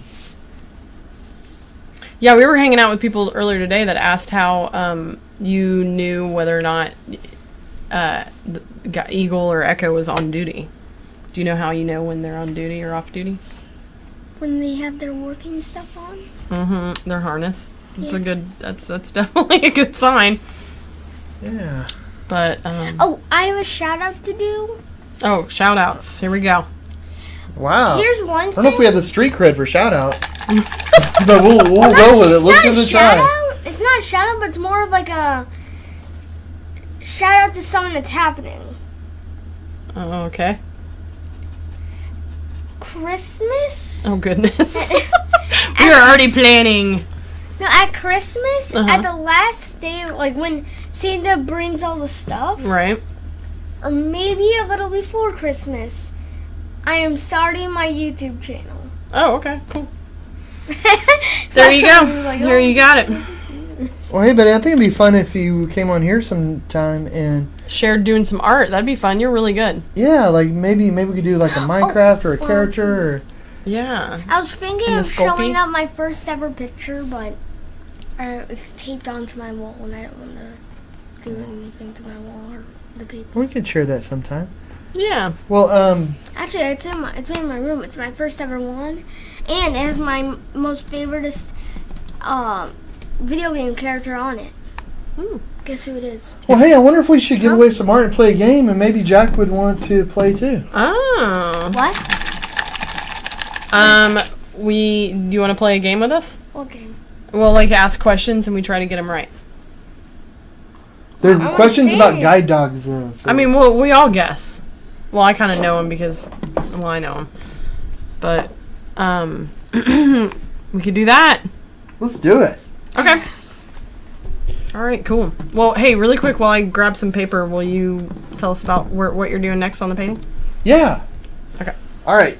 So, most of the time, whenever I do a painting, I do tons of layers. On this one, I'm trying to keep it to about 3 or 4 layers. So, I started with the initial drawing, which if you remember back from the beginning, if you were here in the beginning, it was black lines on a white canvas. Then I started blocking in the painting, and that's a way where you can start adding in color and form in an easy sort of way. So you can build up the canvas and all the paints and start deciding where you want to take it, what you want to do with it. And so that's what I was doing with that. And then with that, which is such a great way to paint, I think. It makes it so much more fun.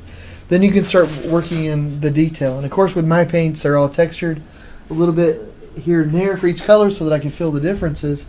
So what I did after that, after I had it blocked in and then I started getting it formed a little bit better to the way that I wanted to have it, I started adding in low lights and highlights. And the low lights are darker areas, and highlights are lighter areas. And one way to do that is through tinting and glazing, which is a transparent sort of paint. And a lot of times people, you may wonder, like, well, if you're just going to cover it up, why even do an underpainting? Well, it makes for a much more exciting and dynamic picture, I think, because you know how I started with the purple here, like on this area, in the blue on the face over here. It was just sort of a solid blue, but then going in and adding the washes and the tints, you can add it more in one area and not another, and it gives it more of an interesting sort of look. It's lighter, it's darker, it undulates. Then you can start to lighten a little bit, you can start to darken. And one of the nice things too is that you can take your time. I know a lot of people say, oh, I wish I could paint, but I can't even draw. It doesn't matter.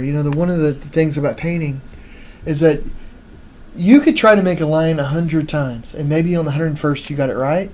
The 100 times you get the line didn't look right, doesn't even matter. Don't even care. It doesn't matter. The X-rays of great masters like Monet, and check those out. It looks like a 4-year-old with a crayon went crazy on the canvas. It's just it's what you end up with that matters. And who cares what other people think about it too? For that matter, the most important aspect of a painting, the most important part of a painting, isn't actually the painting itself. I think it's the act of painting. Painting is a very active word. So when you're done with the painting, what you're left with is a record of that experience. That transformation, that transition that you did of working through it. But the most important part, I think, was the actual act of painting. I think. Oh, Ching, hey, Ching. Hey, do you know that's money going to the guide dogs? Yeah. Do you know the first guide dog ever, Buddy? Do you know what he looked like, or what breed he was? Yeah. Oh, you do, huh? I do. Okay. Should we start the game? Sure. I wasn't sure if you wanted that. I don't know if you'll give away too many questions in the game. I'm not giving away. I'm just okay. All right. I do know what breed he is. All right then. He was a German Shepherd. Oh, okay. Well, interesting. And a big reason for that is because the first people to train guide dogs weren't guide dog instructors; they were dog trainers that got into it. It was before the modern era of the modern guide dog instructors. So it was guide dog. It was dog trainers generally for the military and the police. So most of the first guide dogs were German Shepherds because that's what they train with. Okay, we're going to start the game. Bam.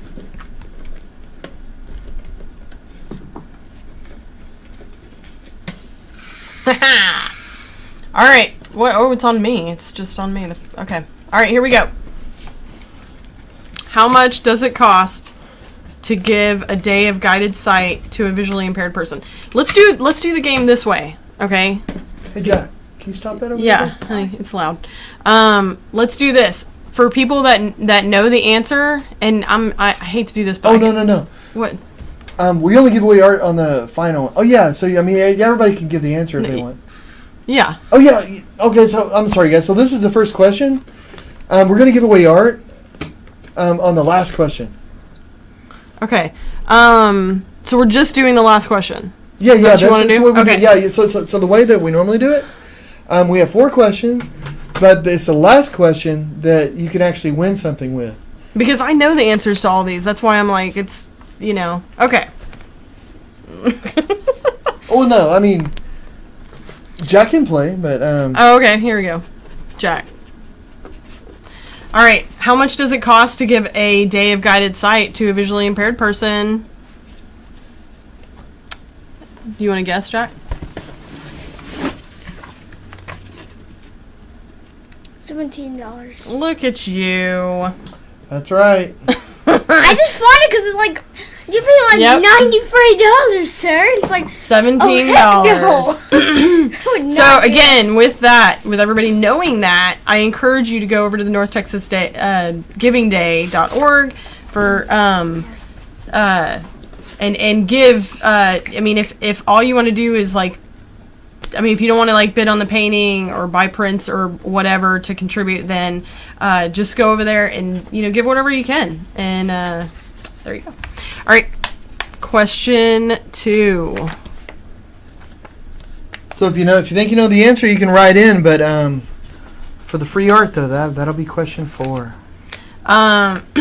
What breed is the most popular today? Hint. To be used for guide dog training. How's that a hint? It's just like more of a question. Well, today, because Dad was talking about it earlier. Oh, dang it. I wasn't here. I bet you could guess. Can you give me a hint in my ear? Echo, eagle. Yeah, there's your big hint. Lab, black Let's lab, see. or either kind of. Oh, look at how cute. It's ridiculous. Labrador retrievers. Dang it! But yeah, it used to be German Shepherds because the trainers that initially started training the guide dogs had worked with the military dogs and dogs for police because those were the people that generally wanted a trained dog. And then, but now though it's a Labrador, and a big reason is because of their size and their temperament, and they're just all around great dogs. Not to say German Shepherds, I love Shepherds too, but Labs just make great guide dogs. They do. They're awesome. All right, question 3. Guide dogs can do many amazing things, but what can they not do? A, to find and tell the difference between a men and women's bathroom. No. B, to find you a seat in a crowded restaurant or airport and remember where it is no matter how far you go off and explore. Or you made these the longest sentences possible. Or C, to disobey crossing the street if a car is approaching. Or D, find the call button for an elevator. Or E, they can't do any of the above. Or F, they can do all of the above. What do you think, That is a Jack? weird question. I have one idea. What do you think? Can you share it? B, to find a seat in a crowd. No, my. It's so hard. I really want to do 4 so I can get that free art Free art. or whatever. Because you're not surrounded by it or anything. I'm not sure. All right, the answer. What do you think it is? Wait. D. D, to find the call button for an elevator. You don't think that a guide dog can find the call button for an elevator? Is that No, what like you're saying? I went. What can the it's dog the opposite. not It's- do, if anything? I've lived before. I don't know this. Well, I will admit, I think this is a bit of a tricky question because the answer is F. They can do all of the above, which is what makes them awesome. Oh. Yeah, I just wanted to do a little bragging on guide dogs for a bit, so I wrote a really long question about all the stuff. So guide about some of the that's stuff that you do. And that's what makes them really cool. They can tell the difference between a men and women's restroom, find your seat in a super crowded area, find the call button on the elevator, find your room in a hotel. They can do a million. It's just amazing. Yeah. So yeah, they can do it all. all right, are y'all ready for All right. the? All right, guys. This is the super duper Final question. This is And the one. And this one, I'm gonna read it, and then and then if you put in the comments the correct answer, I'll write your name down and I'll put it in this hat, and then I'll let Jack pull the number. And I should say that we've already got some names that are going in the hat because there are Patreon subscribers, and if you're a Patreon subscriber at a certain level, you get automatically entered regardless of even watching. We just contact you if you Oh yeah, that's that's true. And the reason is the Patreon. That's where we do the lessons, the tutorials, and all that. And if somebody signs up, say if they want to paint with us and all that, then yes, we automatically throw them into the mix for any games. Yep. All right, question 4. What was the name of the first guide dog in America? If you know the name, go ahead and write it in the I comments. don't think anybody knows that. Well, I Unless think you some people live might for, know. Unless you've been lit for longer than 80 years or than above. I knew it. I'm willing to bet somebody out there knows it. So if you know the answer, Charles, I don't know. I mean, that's a decent guess. So if you know the answer and I mean, or guess, whatever, and if you get it right, I will write your name down and put it in the hat. So, Ian Jackson put Lassie. Lassie, we what? You're too young, you wouldn't know. But anyway, so I'll let people answer that really fast. I'm gonna go back over to you, John, to the painting, and you can kind of talk about that while people answer. If you think you know the name of the very first guide dog, write it down. I'll put your name in the hat, and in a second I'll pull your name. So cool. Well, cool. Well, right now I'm working on the nose a bit. I'm just adding a little bit more of the darkness. So as you can see, I've stuck with some really dark tones on the painting, and because I wanted that subdued sort of calm, relaxing. I mean, one of my favorite things about Echo now is that she is just so chill. She's so relaxed. She's so much fun to hang out with, and she's just this cool, chill, relaxed dog. And so I wanted to get that, but she's so full of experience. So I wanted to capture those eyes, get those eyes in there, and be able to have some energy to it too. Because I swear, even though she's getting older, she still plays like a puppy for about 5 minutes. And then she's Then she's off ZZZs that's about it, isn't it? for the rest of the day, and Yep. probably a couple other days. Just pulling Z's. That's her. So I'm trying to Hermano. put that in here with that, and so I have some Dachshund purple, Purple Lake, cerulean blue. I like the contrast in the background with her and stuff. Oh, thank you. Okay, so I'm gonna pull the name. Oh, cool. All right, Dun dun dun. Jack, you want to pull the name? People that chimed in on the YouTube chat and got it right. Wait, how did they know? No, wait. How do they know? Because either they're smart or they Googled it. Damn, Or they're Google both. knows. I can't read cursive, so mother. Ugh, you need to learn cursive, boy. I'm terrible. Children. All right, let's see. Oh, cool! The Vibrant Creative. Hey, Sheila won it. congratulations. What's up? Congratulations. Well, Very cool. so just email us what print you would like, and you'll get a medium-sized print mailed to you. Yeah. Shoot over an email. Yeah, it's an 11 by 14 inch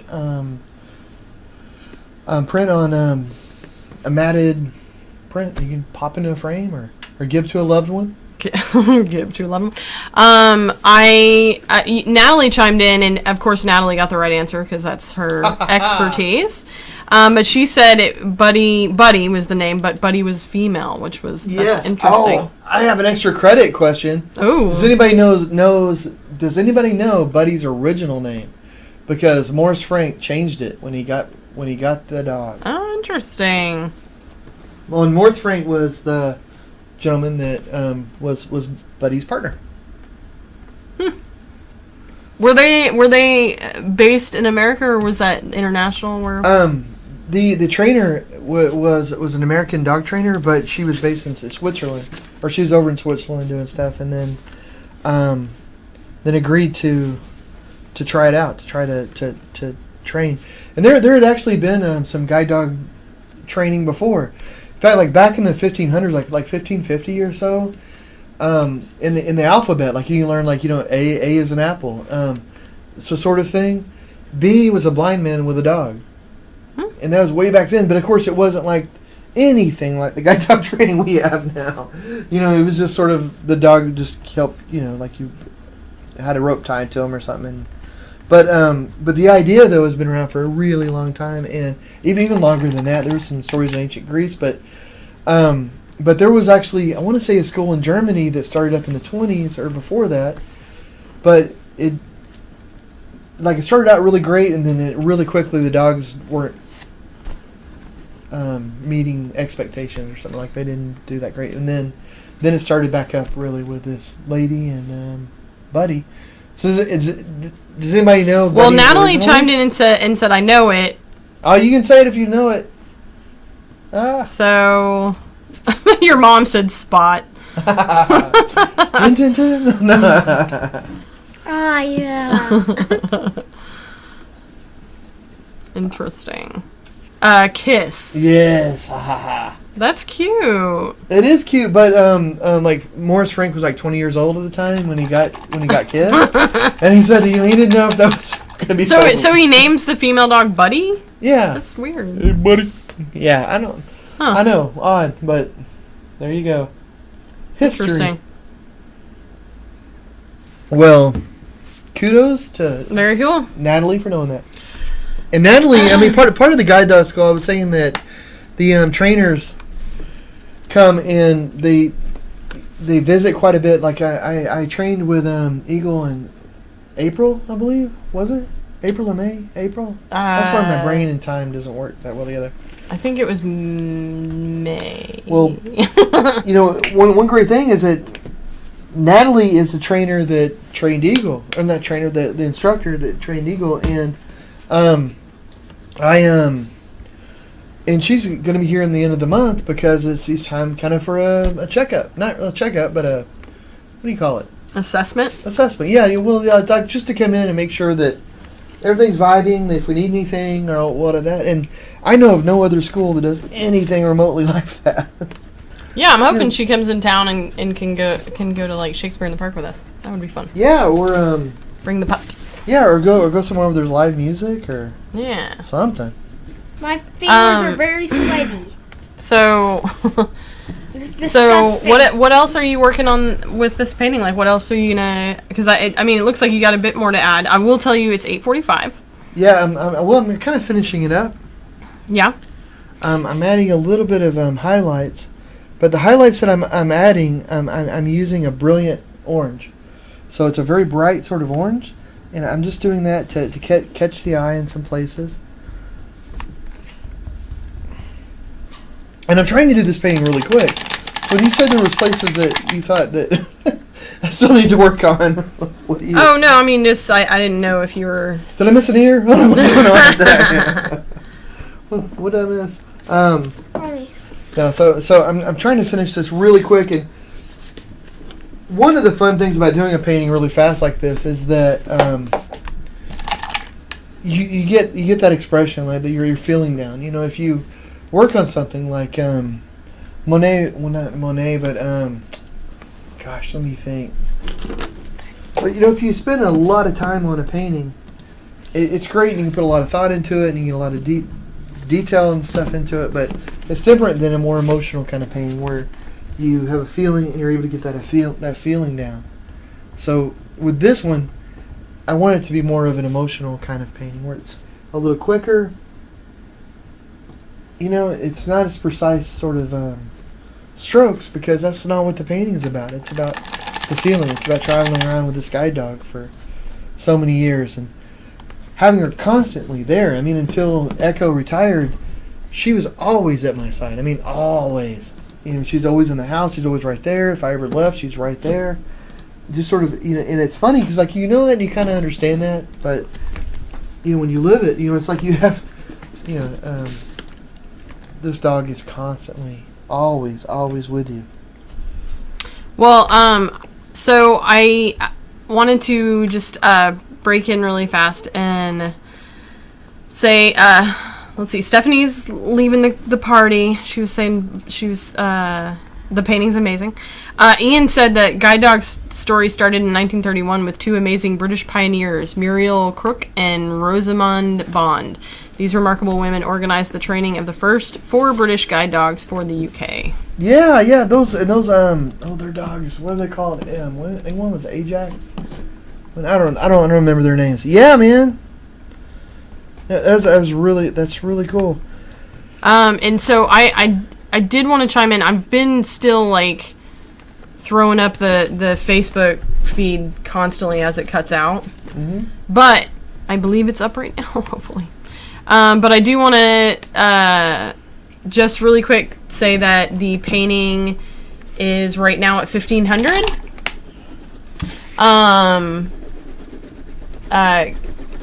Kelly is the highest bidder. So, and you're almost done with it? Is that what you were saying? Yeah. So, getting there. But I wonder, have you checked the Facebook on your pad or anything? No, I haven't. I haven't. But I mean, I'm on it. It's just the feed is not there. So, I'm periodically getting it back up. But regardless, right now that's where we're at. Anybody that wants to bid, go and chime into the chat, or you can just message John. I'm monitoring the feed at the same time, so or his notifications. So right now it's at $1,500. So if you want to get in on that, and the entire amount goes to the guide dog school, and it goes tonight to it. So that painting would be yours tonight. So I'll varnish it tomorrow, and then we'll ship it to you. Yeah, or if you're local, we'll bring it. Yeah. Or if you're local and you want to come pick it up and hang out in the studio. That would be cool too. Okay, Natalie just commented and said she has some people that want to bid, but they don't have a YouTube account. Oh, you can bid. I mean, if they wanted to bid via Facebook or email even. Yeah. Okay, so anybody that wants to bid that can't access the YouTube chat, go just shoot an email over at bramblett@gmail.com, and I'll pull it up right now, and I'll just make sure, if they're coming, how that's working out, and the latest person with the highest bid will get it. But we're ending it right at the end of the show, so it literally is probably it's 8:50, so what, 10 more minutes, or do you need a little bit more time? I'm not sure. I mean, we can. I'm not. You know me. I don't know time. I'm getting close to being done though. Okay. So I'm going through it, and I'm adding the highlights and the lowlights to it. All right. So I would say getting there. The idea is to end the auction. I mean, to end the auction when you end the painting. So anybody, you have 10 minutes to get in on this, and they can email, they can Facebook message John. Natalie, if you know the person and you know that they want to bid, and I mean, you can literally put the bid in for them, and then we'll work with them afterwards. So whatever gets it across. I mean, whatever gets the dollar amount across, and then we can call the highest bidder. Hey Jackie, maybe you can make a Facebook post just having the link to the YouTube too. Saying that saying that the Facebook feed's been Okay. very jittery. I don't know what the deal is with Facebook. Yeah, I don't know. I'm gonna look at it later and see Yeah. if you figure out what happened. But All right. So yeah, I'm gonna throw that up on Facebook, the YouTube, with a message for it. cool. Thank you, sweetheart.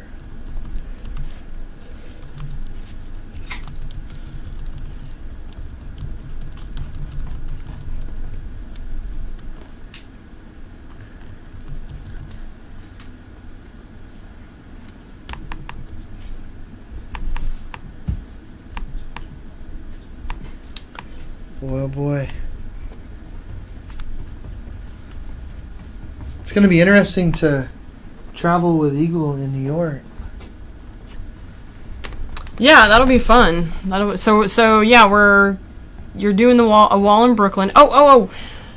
I do want to say, because it came up at the very beginning of the show, and I thought, well, I'm going to say something about it later. A couple of people commented on our shirts. Ah, So like, okay, we got because obviously Drastic Art Measures is our thing. We do a live show and this is our logo and stuff. So we're offering I Am a Damn Artist shirts, and they'll have other sayings and stuff like that. But I'm gonna throw them up on the site in the next couple of days. If I know a couple of people are like, I want one, and so they'll be up on the site and. If you have any questions or anything about them, and like I'm neurotic about like I have to have the girls cut, not the men's. So we'll have all sorts of different things, and probably have like hoodies and stuff. That would be pretty cool. But yeah. Oh well, and we got other merch up on the site now. We have like the paintings available and pillows hey, and stuff like that. So hey, can you cut this? Yeah. This yeah, is, you're on it. You're. This is Eagle's face on it? Yes. Oh, this is Eagle and this is her sister, Echo. Hey, baby. How you doing? Yeah. You just wake up or something? Yeah, she probably is like, why aren't you hanging out in there with me? You're going to get paint on your first, sweetheart. Bye. Just wanted to say hi. So, anyway, yeah, so I just want to reiterate that, it's, it's like beating a dead horse.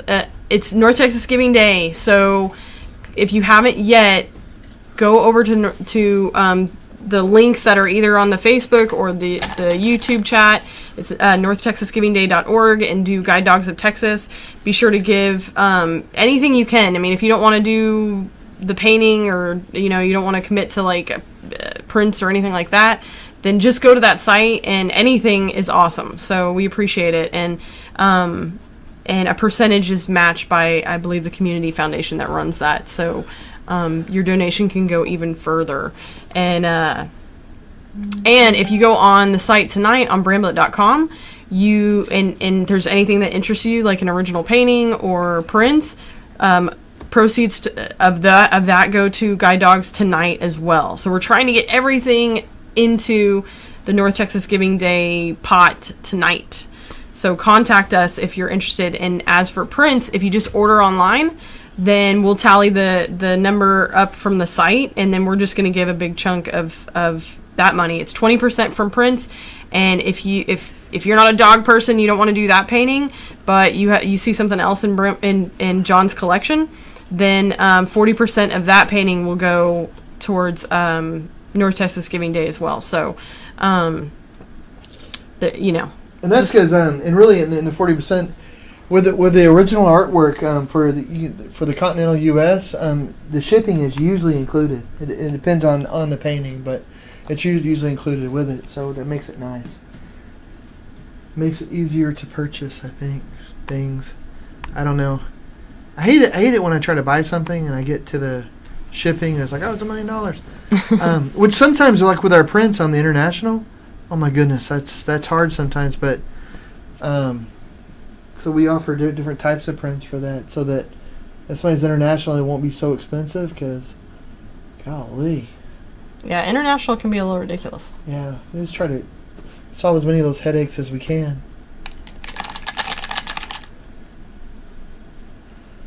So it looks like you're up in the contrast a bit on like the darks. I am on certain places, and I'm up in the. What'd you say? I'm up in the what? The contrast. Yeah, I'm also adding more light. So, if you remember when I started with this, I had like just a basic blue and a basic purple, and then I've gone through and I've added lights and darks, lights and darks, lights and darks, so that I get more of an undulating sort of feel for it.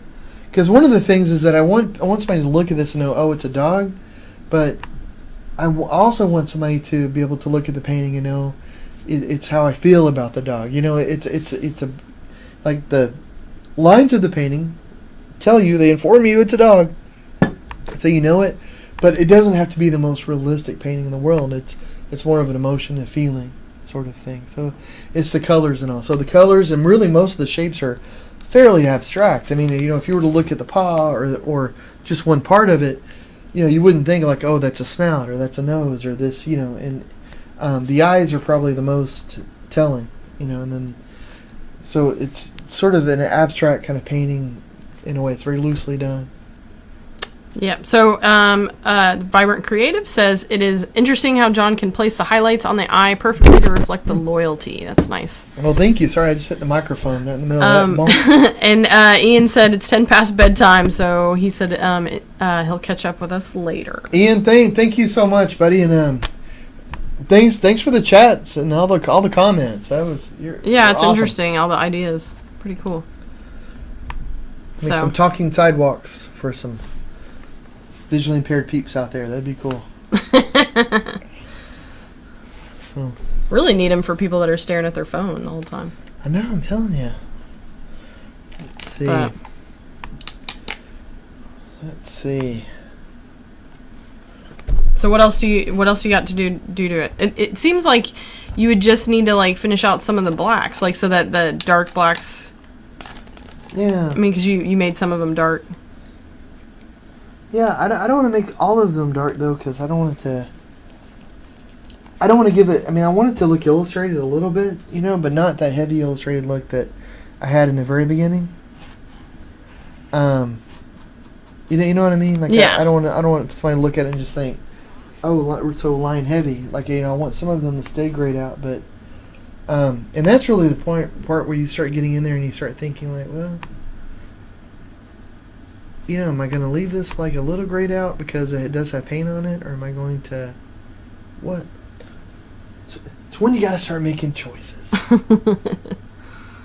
Well, I want to thank everybody too that's joined in for this, and yeah, we don't do a live show on Thursday. We weren't really sure, you know, people would tune in or not, or if you know, but I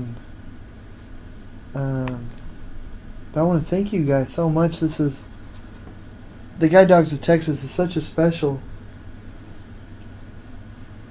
organization, you know, and today is such a special day, you know, for giving. So I want to thank you, everybody, for tuning in for this. Definitely. So, it's 9:00. Dun dun dun. Dun dun dun dun. All right, so it looks like I'm looking at everything. I'm looking at like the Facebook. I'm refreshing, making sure everything's been checked. And you're just about done with it? Just about. Okay. Then I mean, we could call it. Did you check the emails? Yeah, I did. Okay.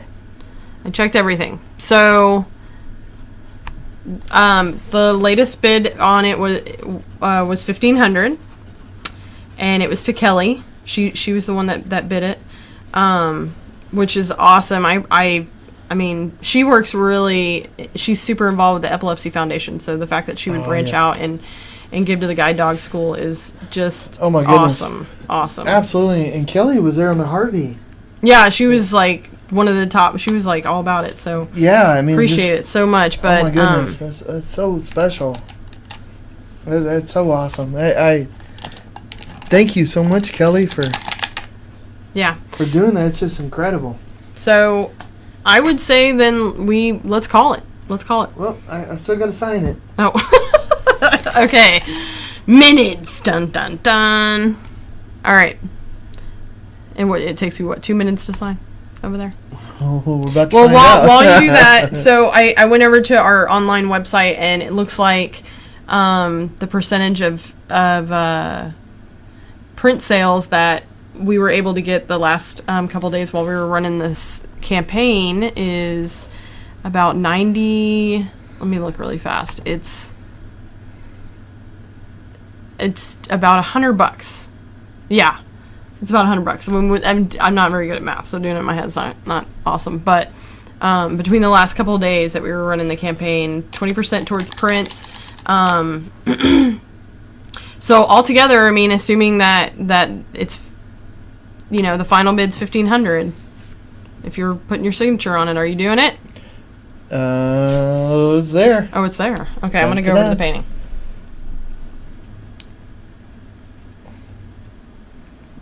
Well, and also for the prints and for my originals, we're not going to close that down until 11 o'clock. Yeah. So if anybody wants to order prints or whatever, or anything like that, because we'll be writing our PayPal, not our check. What are you doing PayPal? Internet commerce isn't nearly as sexy. Like, well, I'll be writing that check. You'll be like, I'll be clicking that button. we'll be clicking the button at 11:30. That's not nearly as cool as saying writing a check.